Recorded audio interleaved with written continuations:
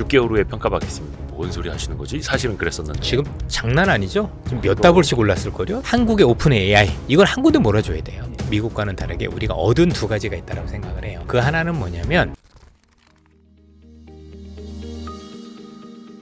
이럴 때는 생각보다 주도주와 관련해서 조금 고민을 할 필요가 있겠죠. 다만 저는 종목별로는 나쁘지 않은 시장이라고 생각을 하는 게 미국과는 다르게 우리가 얻은 두 가지가 있다고 생각을 해요. 네. 그 하나는 뭐냐면 우리나라 대선이 있다라는 거죠.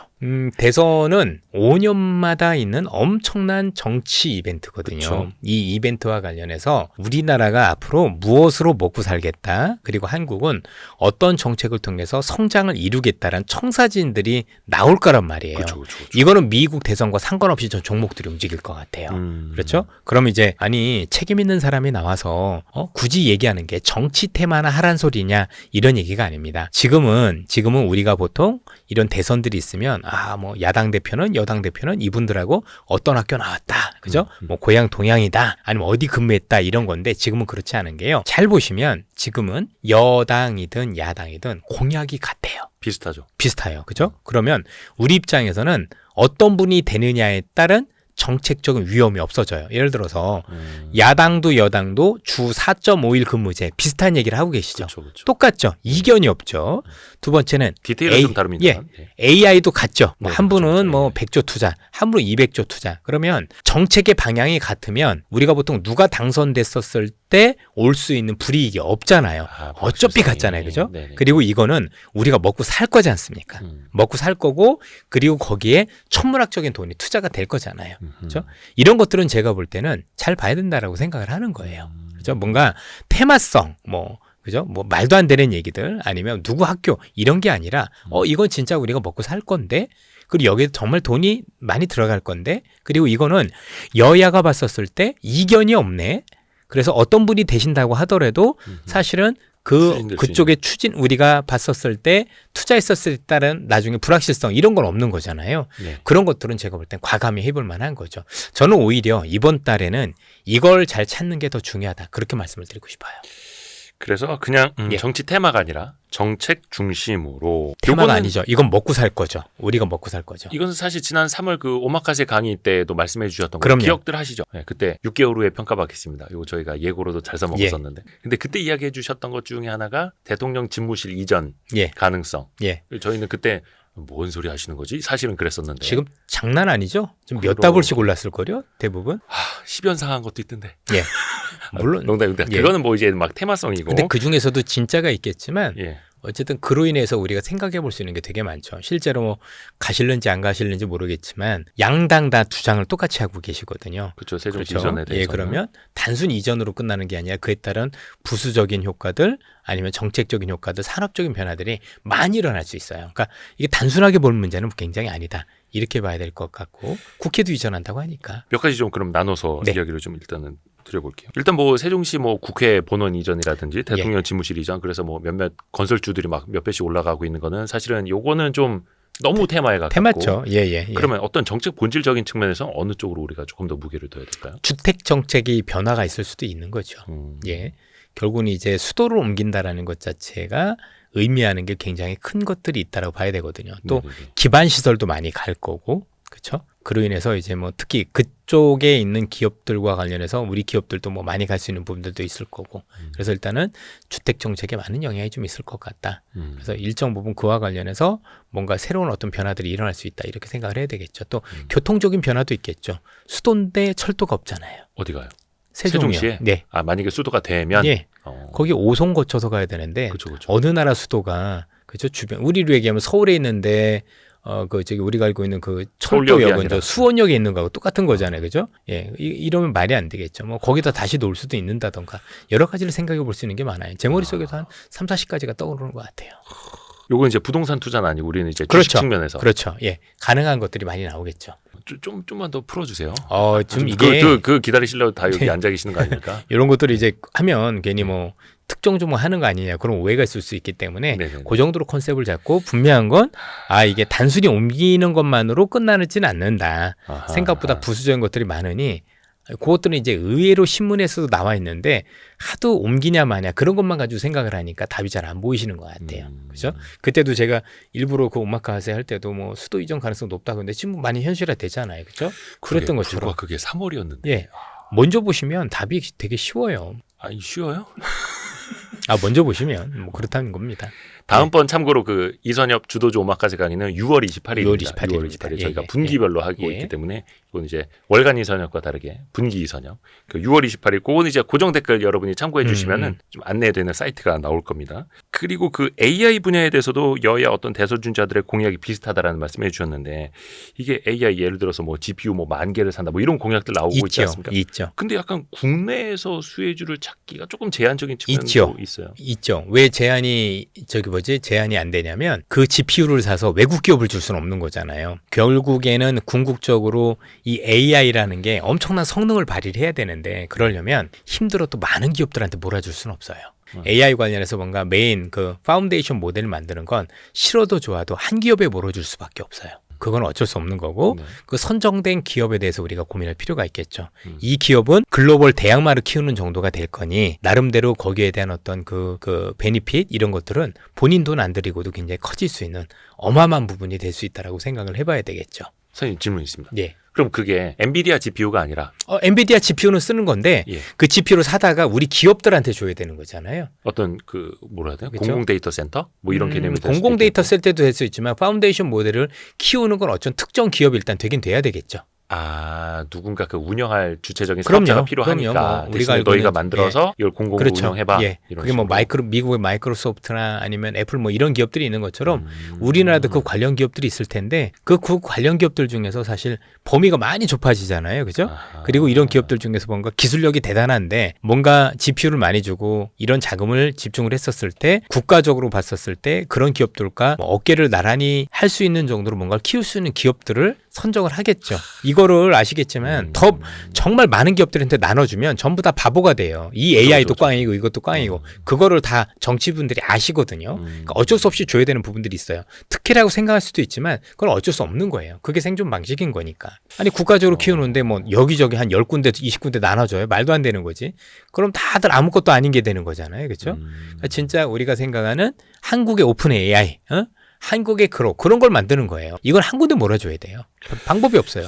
그러니까 그런 생각도 해보시라는 얘기입니다. 그러니까 이 GPU 10,000개 써서 만든 데이터 센터를 10,000개를 정부가 주는 건데 얼마나 좋아요. 내 돈 안 들이고. 뭐 과기부 공무원들이 운영하고 있을 수도 없는 거고 그렇죠. 뭐 한 20개 기업에 뿌려주기도 좀 효율성이 떨어지는 거고 이거를 외주로 운영할 만한 그런 대신에 기업. 뭐 이 기업은 이제 공공 성격을 띠겠다라고 하지만 어쨌든 간에 중요한 건 이 기업 입장에서는 그런 성격을 띈다고 하더라도 궁극적으로 AI는 어마어마한 엔진을 독점으로 가지고 있는 거잖아요. 이건 진짜 큰 거죠. 그리고 그걸 안 하면 안 되는 게 정부 다 알고 있는 게 방산하고도 연결이 있는 거예요. 이게 단순히 국가적으로 쏘버린 AI도 필요한 것도 이것도 대단하지만 이를 바탕으로 우리가 알고는 방위산업도 연계해서 키워야 되는 부분들이 있기 때문에 다른 나라한테 의존할 수가 없어요. 의존하는 순간 모든 걸 다 의존하게 된단 말이에요. 그렇죠? 그래서 이거는 필연적으로 키워야 되는 거고 필연적으로 키우는데 미국에서도 빅테크 7개만 했을 정도로 정말 천문학적인 돈이 들어가니 그 정도는 돼야 따라가니 결국 우리도 그 천문학적인 돈을 들여서 대여섯 개 키울 수 없잖아요. 네네. 미국도 7개밖에 안 되고 그 7개 중에서도 엔비디아는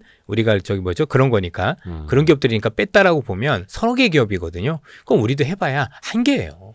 그러니까 어떻게 보면은 K 엔비디아 만들겠다는 이야기는 좀 나오는데 K 엔비디아는 말이 안 되죠. 왜냐면 그 GPU인데, 그러니까 그거를 말씀하신 그렇죠.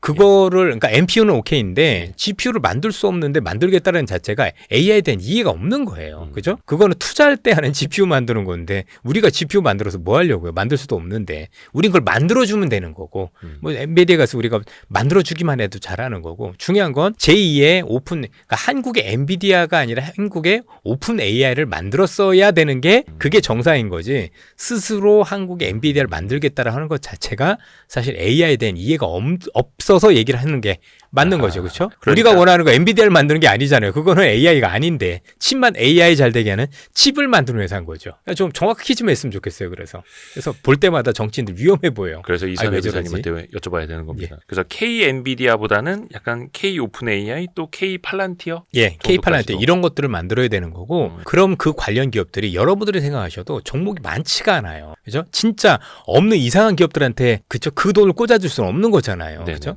왜냐면 세상이 보고 있는데 그쵸. 아무리 뭐 자기네 편이라고 하더라도 이건 줄 수 있는 기업이 저는 그냥 정해져 있다라고 생각을 해요. 한정되어 있다. 아이, 그럼요. 할 수 있는 기업군은. 뭐 이거는 이제 컴플라이언스 이슈상 뭐 이거 직접 이제 말씀을 드리기는 조금 어렵다는 거. 또 직접 이제 랩도 운영하고 계시는 분이다 보니까 나중에 여기 오신 분들은 뭐 여쭤보셔도 저는 뭐라고는 안 하겠습니다. 요런 아이디어는 드릴게요. 아까 보이는데 우리가 알고 있는 그 AI를 키운 애들이 단순히 AI를 만드는 기술만 있었던 건 아니죠. 그죠? 뭘 가지고 있어야 만들 수 있잖아요. 뭘 가지고 있어요? 예를 들면 클라우드도 있어야 될 거고, 그렇죠? 데이터 센터라든지 아무것도 다 있어야 되는 거지. 아무것도 없으면 안 되잖아요, 그렇죠? 그럼 여러분들 더 많이 좁혀질 거라고 생각을 합니다. 그러니까 AI를 제대로 모르면 정부가 한다라는 것도 사람들이 이해를 못할 수도 있고 종목 찾기도 어려울 수도 있는데 진짜 미국에서 빅테크란 애들이 왜 이걸 할 수 있는 게 7개밖에 안 되나 단순히 돈만 있는 게 아니란 말이에요, 그렇죠? 뭔가 그걸 할 수 있는 여러 기반이 갖춰져 있는 것들이 있는데 그거 관련해서 가지고 있는 기업도 찾아보세요. 그렇죠? 제가 볼 때는 세 손가락 안에도 안 나올 거요. 예. 그럼 3분의 1인데 괜찮잖아요. 그죠? 그 기업 큰다라면 거의 글로벌하고 어깨를 나란히 할 정도로 키워줄 수 있다라면 아니면 최소한 그 정도 아니라고 하더라도 우리나라에서 이게 중추적인 역할을 한다라면 예전에는 뭐 우리가 보통 플랫폼 클 때는 뭐 다음도 있었고 네이버도 있었고 뭐 엠파스도 있고 막 많았지만 이건 그냥 진짜 달러 하나가 처음부터 끝까지 가는 거잖아요. 그 독점적 구조를 한번 생각해 보시라고요. 그러니까 그런 것까지 다 그려봐야 돼요. 방산주 조금 더 여쭤볼게요. 항상 또 월간 일선협 시간에는 또 방산주 긍정적으로 말씀을 해주셨었는데 일단은 뭐 방산주는 관세 무풍지대라고 하고 유럽연합에서도 또 국방비 지출 늘리고 있고 최근에 뭐 한화 에어로스페이스도 유상증자 때문에 노이즈가 많이 있었는데 어느새 또 사상 최고가 가고 있더라고요. 그래서 그렇게들 말씀을 드렸는데도 불구하고 자꾸 이상한 노이즈들을 막 주시고 그러더라고요. 근데 이런 흐름이 언제까지 과연 이어질까? 이제 슬슬 뭔가 아직은 그래도 뭔가 밸류에이션 비싸다 이런 얘기는 아직은 안 나오죠. 예. 비싼 건 맞죠. 많이 비싸고 부담도스러운데요. 딱 끝날 때는 딱 하나예요. 유럽 애들이 이제 더 이상 한국에 안 주고 유럽으로만 집중을 할 때겠죠.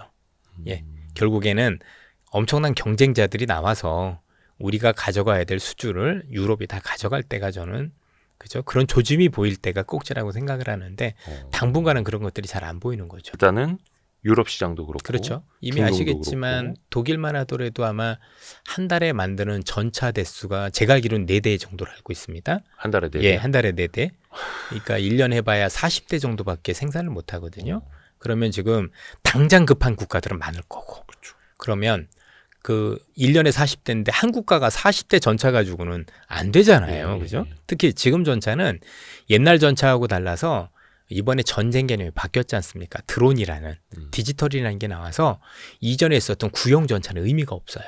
최소한 3.5세대 이상의 신형 전차를 해야 되는 거고 요걸 지금 없는 국가들은 대량으로 지금 많이 어떤 그 구비를 해야 될 텐데 그걸 해줄 수 있는 국가가 사실 한국밖에 안 남은 거잖아요.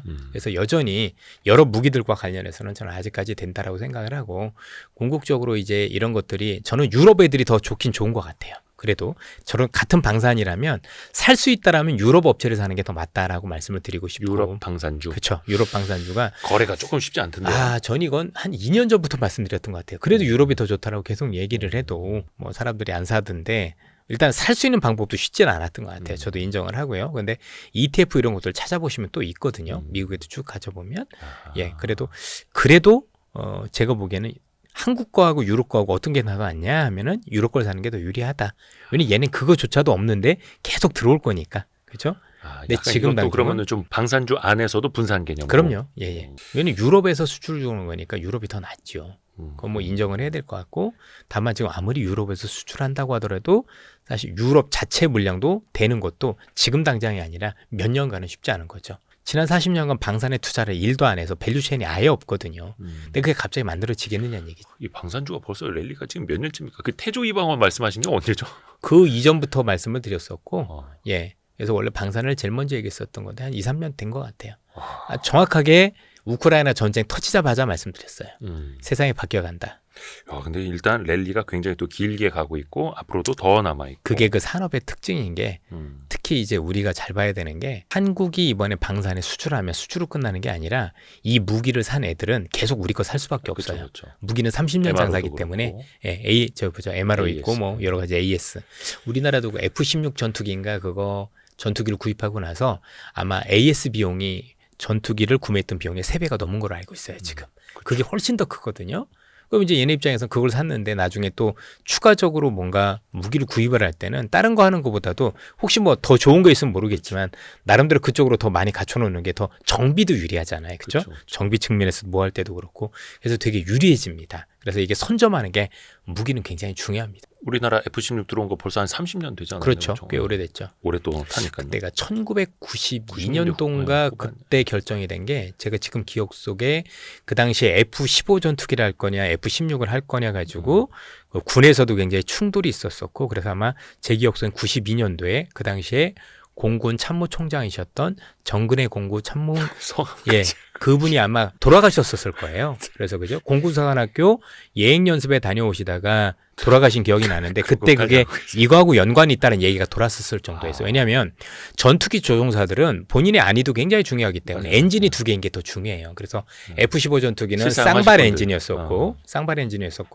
F-16 전투기는 엔진이 하나였었기 때문에 공군에서는 제가 알기로는 굉장히 크게 F-15 전투기를 선호를 했었다라고 보시면 되겠죠. 이사님 진짜 군인은 아니시죠? 아닙니다. 예. 금융인이시죠? 예. 군 생활은 20년 했습니다. 예. 군 생활을 20년 했습니다. 20년 하셨어요? 그럼요. 제가 군에서 살았으니까. 시가 아니라 아재의 농담이었어요. 죄송합니다. 약간 근데 버퍼링이 좀 있었습니다. 예. 한 5초 동안 버퍼링이 좀 있기는 했었습니다. 군인이 아니라 군민이었었던 거죠. 예. 그럼 좀 될까요? 예. 군 생활을 20년 했습니다. 또 하나 계속 날아가는 게 이것도 역시 이제 장기간으로 봐야 되는데 조선주가 또 그렇지 않습니까? 조선주는 어떻습니까? 이게 밸류에이션은 괜찮나요? 밸류에이션은 일단 조선이든 방산이든 밸류에이션은 부담스러워요. 예. 밸류에이션은 싼 건 없다. 라고 해서 지금도 아마 제가 볼 때는 좀 부침 있는 거로 생각을 하는데 요거는 조금 이제 한번 쉬었다 가야 되지 않을까. 저는 끝났다라고 생각지는 않고요.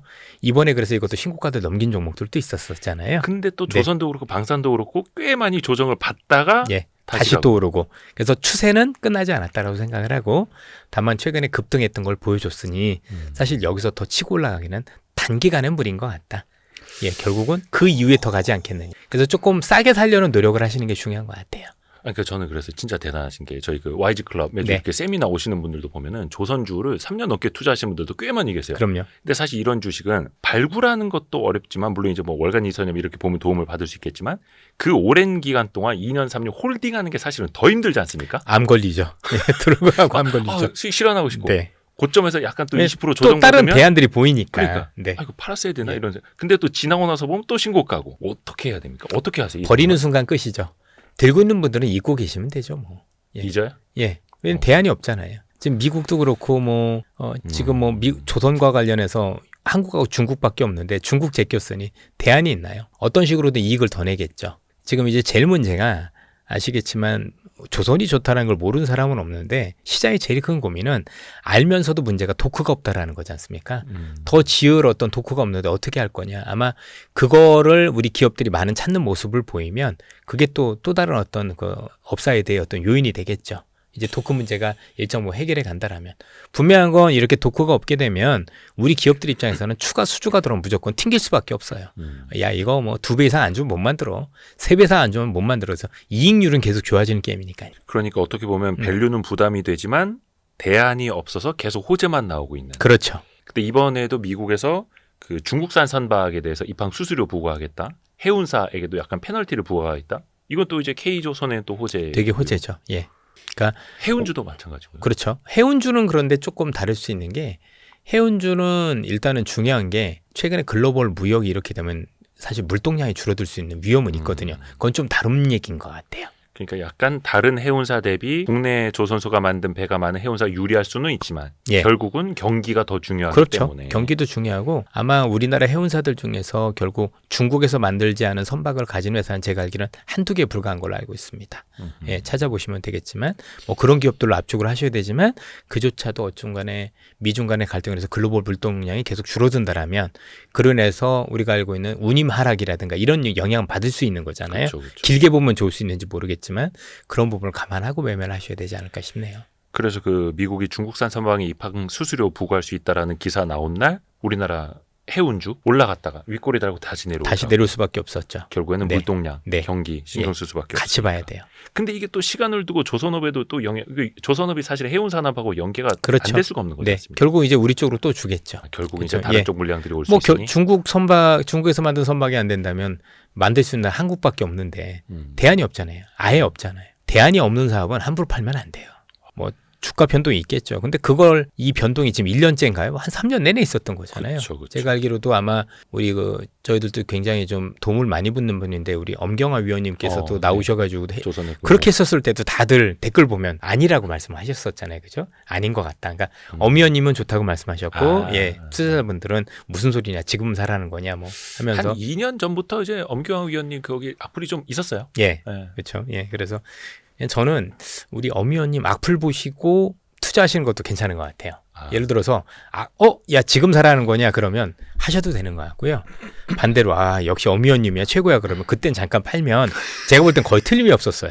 휴먼 인덱스. 네, 휴먼 인덱스 거의 거의 퍼펙트했던 것 같아요. 이만한 통계가 없다 싶을 정도로. 그게 뭐냐면 사람들이 생각이 자꾸 바뀌는 거죠. 야 이렇게 올라서 안 될 것 같은데 더 오르고 나면 내가 틀렸나 봐. 따라가야 돼. 이러면 좀 단기 고점인 경우들이 많았던 거죠. 그렇게 보시면 되지 않을까. 어쨌든 저는 뭐 이런 큰 그림이 무너졌다 생각지는 않습니다. 다만 단기적인 부침은 어쩔 수 없다라고 생각을 합니다. 월간이 선협 계속 보시는 분들은 아시겠습니다만 거의 조선주, 방산주는 계속 저도 이제 여쭤보고 있고요. 해서 그 조선주도 그렇고 방산주도 그렇고 이게 굉장히 이제 길게 봐야 하는데 이제 전문용어로 개인 투자자분들이 많이 털릴 수밖에 없는 거. 꾸준히 또 공부를 하셔야 됩니다. 그러려면은 애널리스트 리포트도 또 꾸준히 보셔야겠고. 해서 리타민이라는 서비스를 이용하시면요. 지금 가입하시면 2주 동안 그 모바일로 애널리스트 리포트를 무료로 보실 수 있고요. 또 그 이후에도 50% 평생 할인 이벤트가 있거든요. 저희가 고정 댓글로 달아드리겠습니다. 그거 들어가서 확인하시면 리타민 서비스도 더 싸게 이용하실 수 있으니까 확인해 주세요.